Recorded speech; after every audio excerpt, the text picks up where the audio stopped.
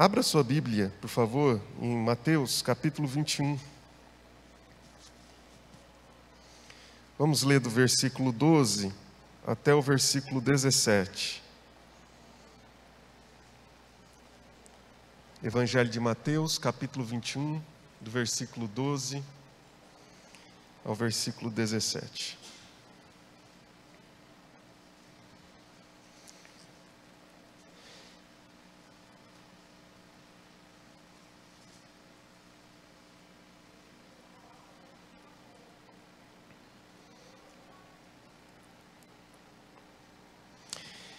Jesus está aqui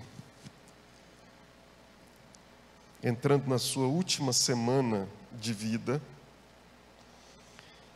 Ele está chegando a Jerusalém, e em Jerusalém Jesus recebe,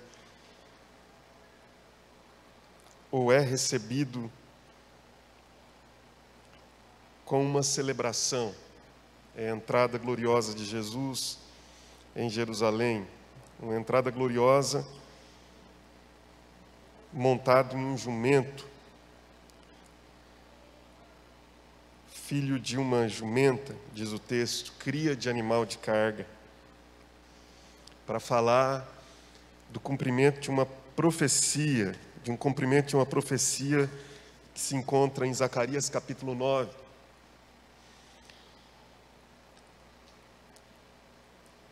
Isso significa dizer que a história estava sendo contada não a partir das construções dos homens, mas a partir de uma soberania divina que construía a história. Por isso, sobretudo o Evangelho de Mateus tem essa característica de sempre dizer para que se cumprisse a Escritura, ou para que se cumprisse aquilo que foi dito por meio do profeta. Então essas referências são muito costumeiras em Mateus. E Jesus entra em Jerusalém, e depois dessa entrada, uma multidão que recebe Jesus, que clamava, Hosana ao filho de Davi, bendito que vem em nome do Senhor, Hosana nas maiores alturas. Alguns, alvoroçados com todo esse movimento diferente em Jerusalém, perguntam: quem é este? E as multidões respondem: este é o profeta Jesus de Nazaré, vindo da Galileia. Este é o profeta Jesus de Nazaré. E seguindo todo o movimento profético, Jesus tem uma atitude profética. Já que o consideraram profeta, o que Jesus vai fazer agora no texto que vamos ler é profético. Profético no sentido de ser uma denúncia, no sentido de ser um confronto, no sentido de ser um embate com forças que haviam se estabilizado, se instalado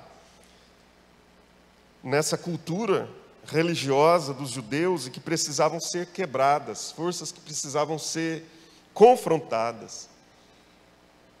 E o versículo 12 diz que quando Jesus entra em Jerusalém, ele vai direto ao templo, e o texto começa dizendo assim: Jesus entrou no templo e expulsou todos os que ali vendiam e compravam, derrubou as mesas dos cambistas e as cadeiras dos que vendiam pombas, e disse-lhes: está escrito, a minha casa será chamada casa de oração, mas vocês estão fazendo dela um covil de salteadores.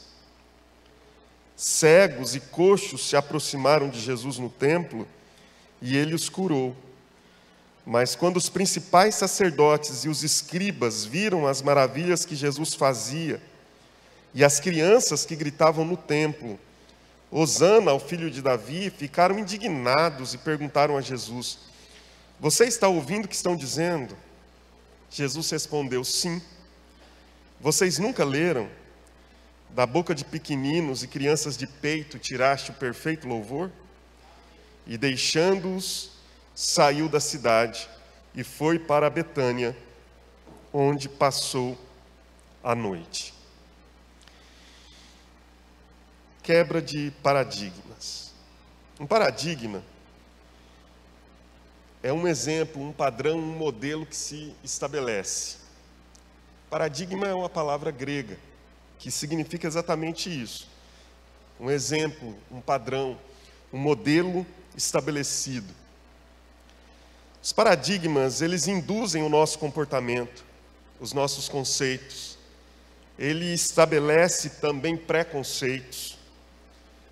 Faz com que a visão das coisas sejam seguidas conforme um protocolo já estabelecido anteriormente. Um paradigma ocorre com base em uma percepção comum de que existem tradições que são seguidas e elas são e serão e foram sempre assim. Em valores, em costumes, em crenças, em regras que foram estabelecidas e que se solidificaram, se cristalizaram dessa forma. Paradigma é algo muito difícil de ser mudado. Talvez uma das perguntas que nós façamos sempre a nós mesmos é como mudar um paradigma. Paradigma vai para além do horário de um culto, por exemplo. Se já é difícil mudar um horário de um culto, imagina um paradigma. Paradigma vai para além de algumas coisas que são costumes, meros costumes. Há uma frase de Einstein, que é pelo menos reputado a ele essa frase, em que ele diz que é mais fácil desintegrar um átomo do que desfazer um preconceito ou um paradigma. E como que a gente pode desfazer isso? É muito complicado, eu não sei a resposta exata de como que a gente pode quebrar paradigmas. Mas eu sei que essa mudança de paradigmas foi tudo que Jesus fez quando ele veio. Jesus veio romper com o status quo.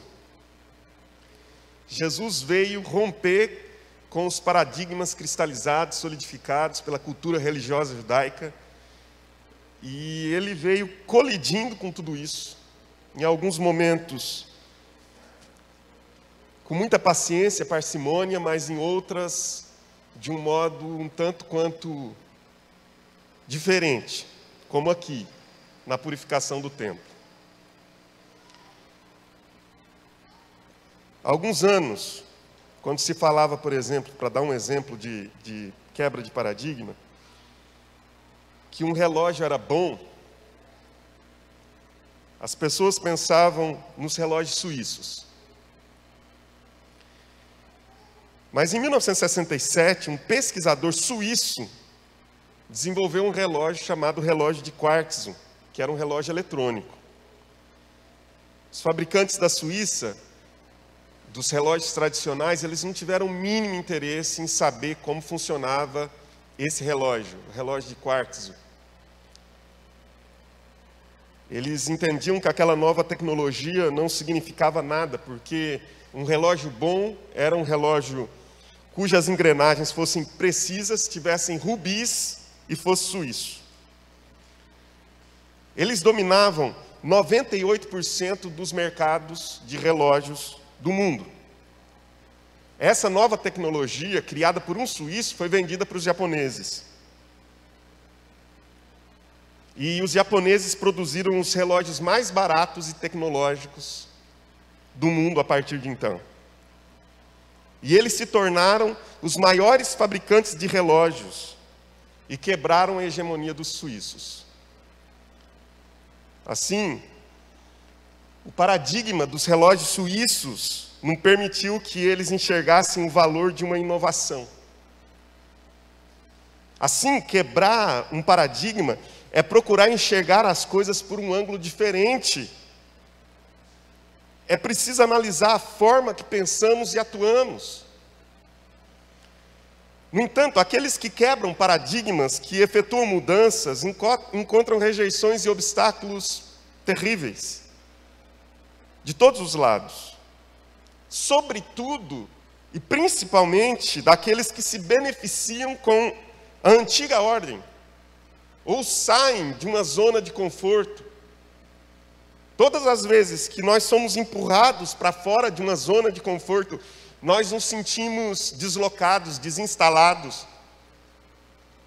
E todas as vezes que desejamos quebrar paradigmas, muitas vezes recuamos porque entendemos que seremos rejeitados.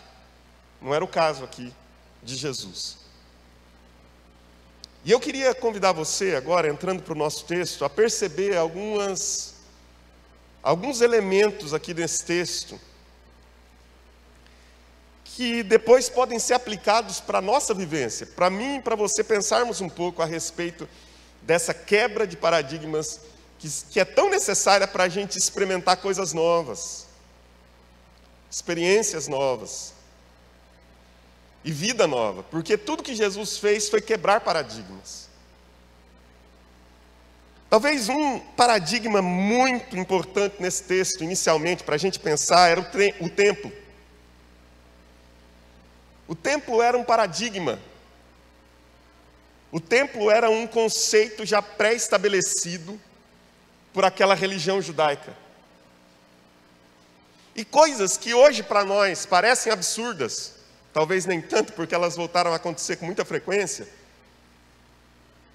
naquela época haviam se tornado algo absolutamente comum, e todas as pessoas aceitavam da maneira como era, porque era daquela forma.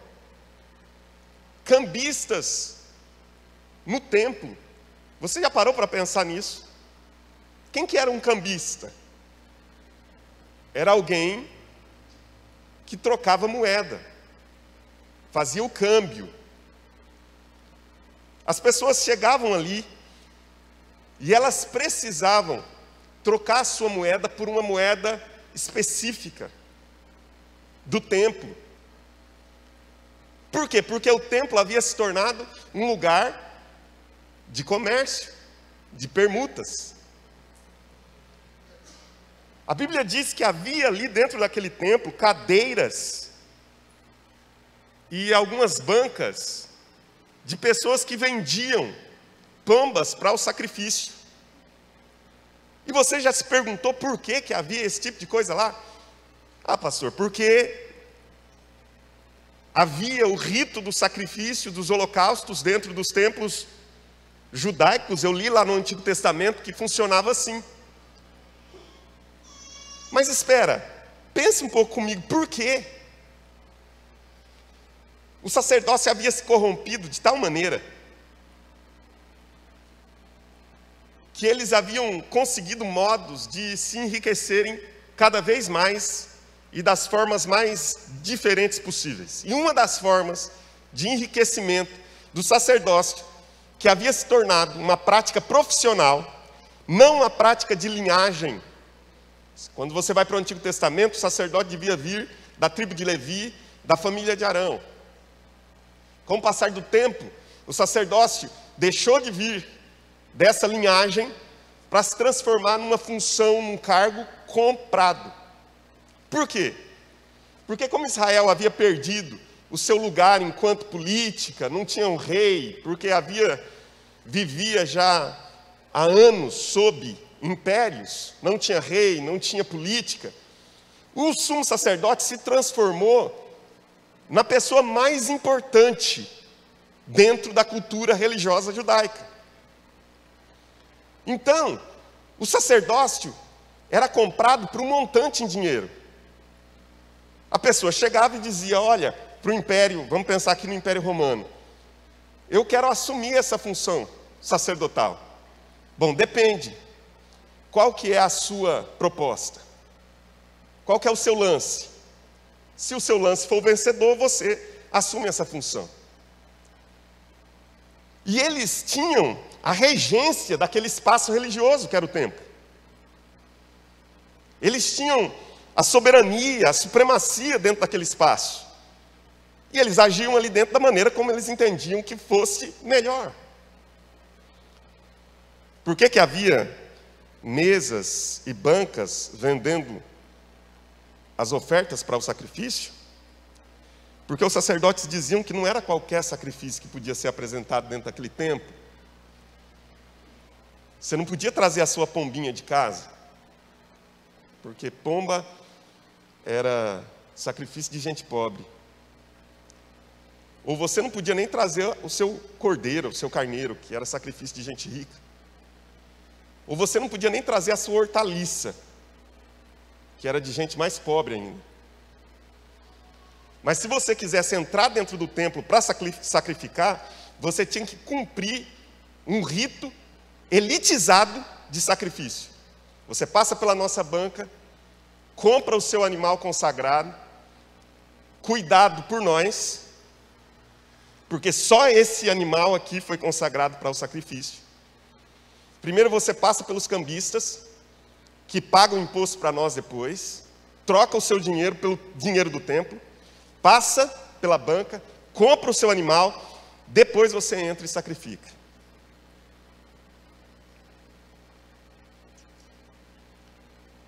O templo havia se tornado isso, esse lugar. Institucionalizado, burocratizado, cheio de elitizado, só entra quem tiver condições de entrar naquele lugar, naquele espaço. Porque se eu não tiver como se eu não tiver dinheiro, eu jamais vou poder trocá-lo. E se eu não tiver dinheiro para trocá-lo, eu jamais vou comprar o sacrifício para poder entrar e sacrificar.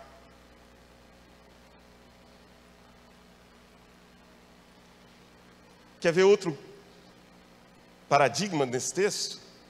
Depois a gente traz algumas lições breves.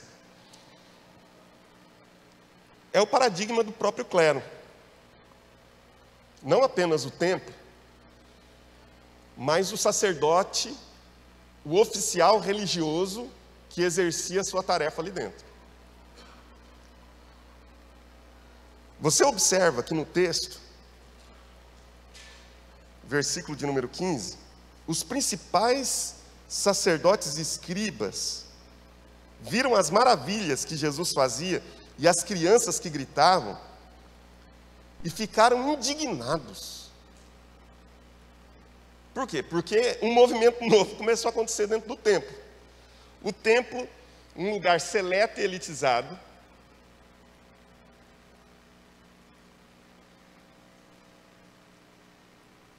dirigido e regido por sacerdotes, gente que havia comprado seu cargo.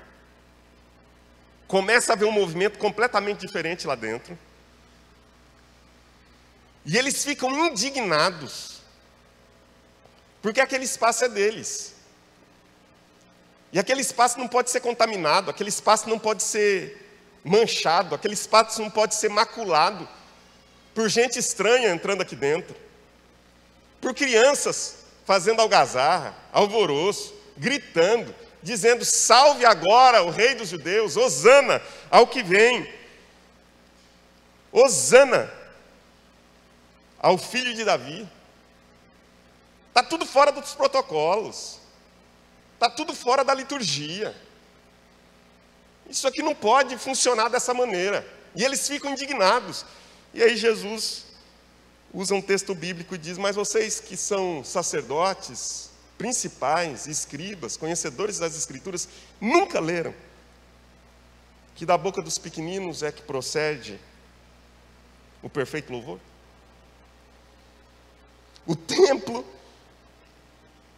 sendo erigido sobre areia e vendo as suas bases completamente desinstaladas, um paradigma sendo quebrado, um movimento estranho lá dentro, os sacerdotes perdendo a sua função religiosa, porque o louvor verdadeiro, a adoração verdadeira estava vindo de crianças.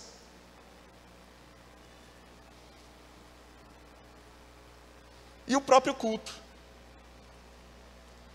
que era um outro paradigma.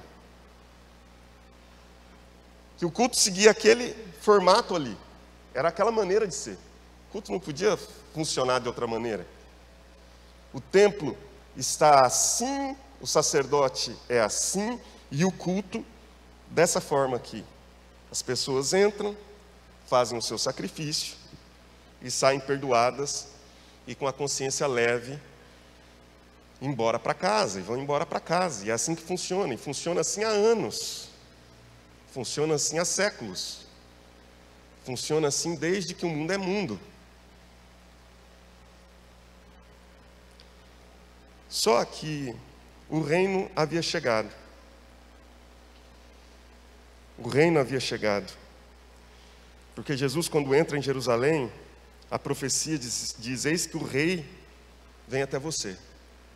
E quando o reino chega em algum lugar, ele quebra paradigmas, ele desinstala, ele desfaz preconceitos, ele rompe com todo tipo de percepções, regras, crenças, costumes e valores que haviam sido pré-estabelecidos. E eu queria trazer 3 ideias rápidas aqui para a nossa reflexão. A primeira delas é a que está aí no versículo de número 13. E disse-lhes: está escrito, a minha casa será chamada casa de oração. Quando você pensa no templo, no pastor, no culto, a primeira coisa que você deveria pensar é que o templo não é casa de Deus, o pastor não é um intermediário entre você e Deus, e o culto não é um evento. A primeira coisa que você deveria pensar é que todos esses eventos conjugados, eles simplesmente estão indicando para nós que aquele ou aquela é uma experiência de oração e comunhão com Deus. O templo para Jesus nunca foi um espaço, senão um espaço para que as pessoas tivessem acesso a Ele para terem comunhão com Deus. Que tipo de pessoa? Veja, a minha casa será chamada casa de oração, é uma citação de Isaías. Se você for para Isaías, você verá que o texto completo é: para todos os povos. Que tipo de gente? Qualquer pessoa cujo coração esteja inclinado a conhecer a Deus e a desejar Deus. O templo não é um espaço das elites. O templo não é um espaço da religião. O templo é um espaço de pessoas cujo coração foram quebrantados pela graça de Deus. É um lugar de oração para todos os povos. Isso é o templo. Isso é o culto. Essa é a função de alguém que dirige um culto. Simplesmente dizer que o acesso para a presença de Deus está franqueado. Porque há um novo e vivo caminho que fora aberto até a presença de Deus pelo sangue de Jesus Cristo. Não é função de um pastor dizer para você: olha, se você quer se aproximar de Deus, você precisa de mim, viu? A função dele é exatamente dizer: se você quer se aproximar de Deus, você precisa de Jesus Cristo de Nazaré. Você só precisa dele, só do sangue dele. Isso muitas vezes desfaz essa visão que a gente tem de pessoas que estão para além. Irmãos, todos nós temos acesso à presença de Deus pelo sangue de Jesus. Todos nós podemos ter acesso à presença de Deus pela oração. Mas a oração é mais poderosa do pastor, não é? Irmãos, eu conheço pelo menos uma centena de pessoas cuja oração é mais poderosa do que a minha, viu? Aqui mesmo. Sabe por quê? Porque não existe isso. O que existe são funções diferentes no corpo. O que existe são chamados e dons diferentes dentro do corpo. Mas não existe essa visão, muitas vezes profissional, de pessoas que querem impor sobre nós a sua experiência de vida, ou querem impor sobre nós uma visão que lhes defenda a função, que lhes defenda o status. Não. o acesso à presença de Deus, a oração, o caminho até Deus está franqueado. Jesus abriu esse caminho. Quando ele morre na cruz do Calvário, o véu se rasga de cima a baixo e Jesus diz: está consumado. O véu já não separa o lugar do santo dos santos, do santo lugar, nem do pátio. Todos podem ter acesso à presença do Eterno, porque a minha casa será chamada casa de oração para todos os povos, para todos os povos. Você tem acesso à presença de Deus. Você é sacerdote do reino de Deus. Uma segunda ideia que eu queria que você pudesse pensar comigo está no versículo 14. Todas elas estão de alguma forma ligadas ao templo, ao culto e à função do sacerdote. E o verso 14 diz que cegos e coxos se aproximaram de Jesus, aonde? No templo. E ele os curou. Porque quando você pensa, irmão, irmã, em templo, em culto, em sacerdote, primeira coisa, pense que esse evento é uma experiência universal de oração, de busca, de comunhão com Deus. Segundo, pense que esse evento é um evento onde Deus quer manifestar cura para todos. Veja que o texto diz que o templo não estava acostumado com aquilo, né? Mas Jesus chegou, o rei chegou, e quando o rei chega, ele vai estabelecendo os protocolos do reino dele. Cegos, coxos vão se aproximando de Jesus dentro daquele templo, e Jesus movimenta-se curando. Por quê? Porque este é um lugar, ou esta é uma experiência de cura. E Tiago capítulo 5, versículo de número 13, diz: está alguém entre vós sofrendo, faça oração. Está alguém entre vós alegre, cante louvores. Ou seja, isso não está nos falando de uma experiência apenas individual, mas uma experiência coletiva, onde Deus manifesta cura. E eu estou falando de cura em todos os níveis. Cura em todos os estágios. Cura de todas as formas. Porque a função do culto, enquanto experiência coletiva de fé, do templo, enquanto um lugar comunitário da reunião do povo de Deus, não é outra senão terapêutica. Quantas vezes nós estamos fazendo das nossas experiências de culto, da nossa experiência de comunhão com Deus aqui, uma experiência de enfermar pessoas. Eu já fiquei muito doente por causa de ensinos que eu recebi, por causa de mensagens que eu ouvi, por causa de... E até hoje eu lido com essas enfermidades. E talvez você também saiba do que eu estou dizendo. Amarras que eram apenas de natureza humana, costumes apenas humanos, que nada tinham a ver com uma experiência autêntica de fé, onde Jesus nos cura para vivermos uma vida livre. Aí olhamos para o Evangelho e vemos Jesus fazendo do templo um lugar não onde a liturgia reina, onde os protocolos reinam, onde os rituais reinam, onde as crenças e os conceitos humanos reinam, mas fazendo do templo, do culto e da sua experiência, uma experiência onde brota cura para pessoas que estavam antes rejeitadas, pessoas que estavam relegadas a um plano inferior, mas que agora têm acesso à presença de Deus. Porque Jesus chegou, e se Jesus chegou, Ele está simplesmente dizendo: quem tem acesso a mim tem acesso a Deus, quem tem acesso a mim tem acesso a ouvir Deus, quem tem acesso a mim tem acesso à cura. E o versículo de número 15 é a minha última reflexão com os irmãos. Porque quando os principais sacerdotes e os escribas viram as maravilhas que Jesus fazia, E as crianças que gritavam no templo, Hosana ao filho de Davi, ficaram indignados e perguntaram a Jesus: você está ouvindo o que estão dizendo? Jesus respondeu: sim.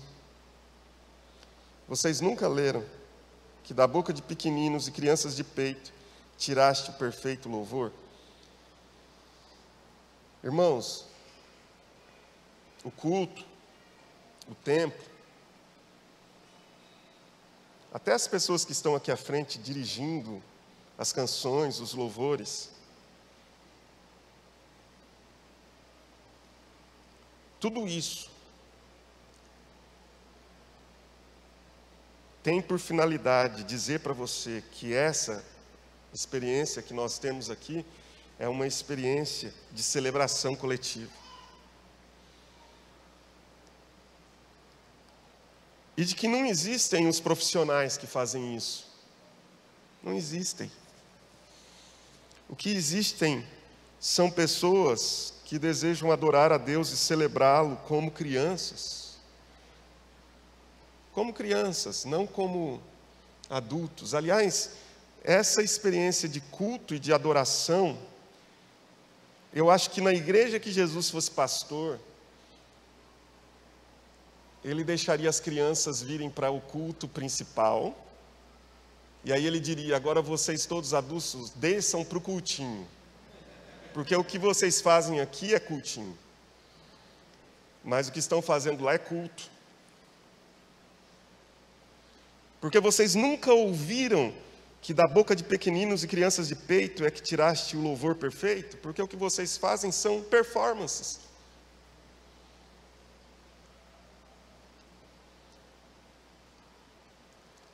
Porque quando falta a energia, a performance também se desfaz, não é? E aí sim nasce o perfeito louvor. Aí sim o perfeito louvor flui. Porque faltou toda a parafernália por detrás disso. Aí Jesus diz: olha, a experiência que vocês têm que ter tem que ser uma experiência de celebração verdadeira, sincera, coletiva, absolutamente inocente, como de crianças, cujo coração estão livre ou está livre para ter um encontro com Deus. Vamos quebrar os paradigmas.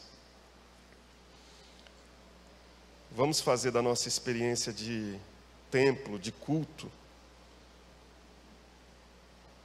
e por que não dizer de sacerdócio, uma experiência de oração, de cura e de celebração. De oração, de cura e de celebração. Que Deus nos abençoe. Vamos ficar de pé.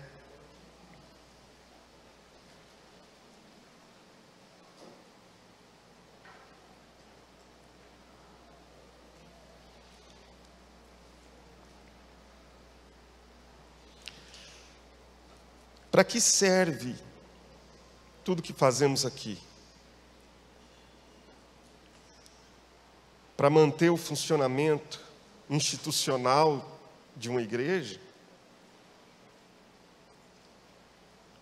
Para que serve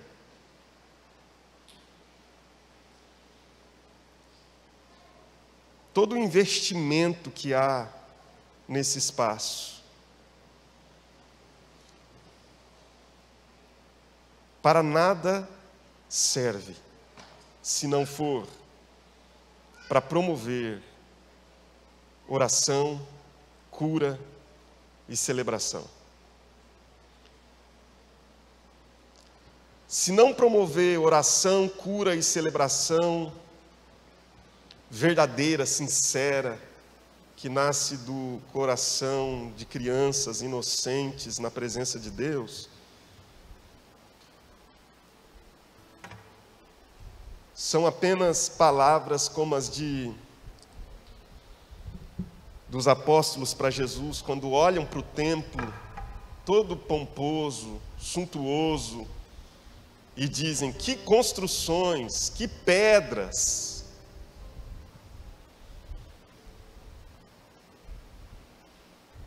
E Jesus diz: é só construção, é só pedra. Porque em breve tudo isso vai ser derrubado, vai ficar no chão.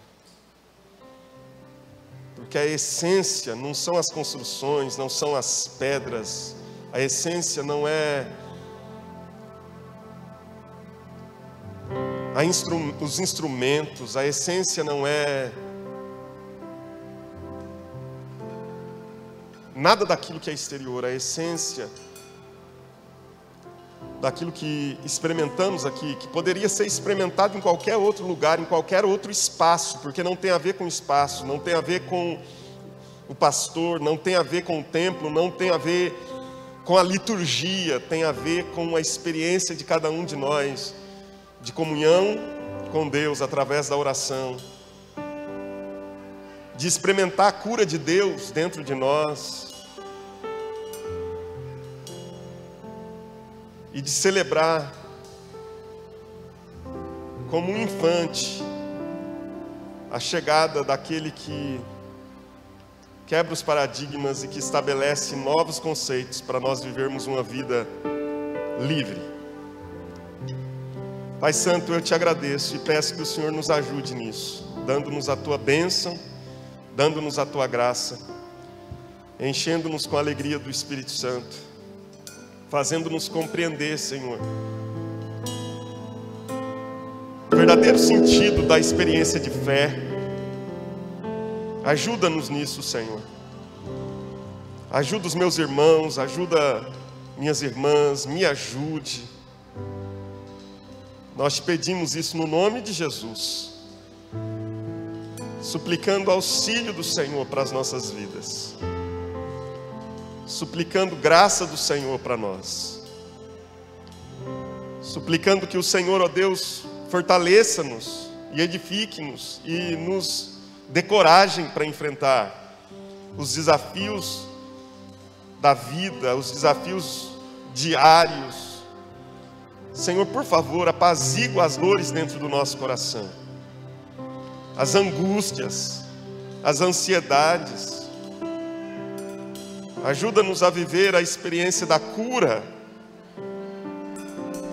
Que nesta manhã nós sejamos como cegos e coxos que se aproximam de Jesus no templo e são tocados pelas tuas mãos.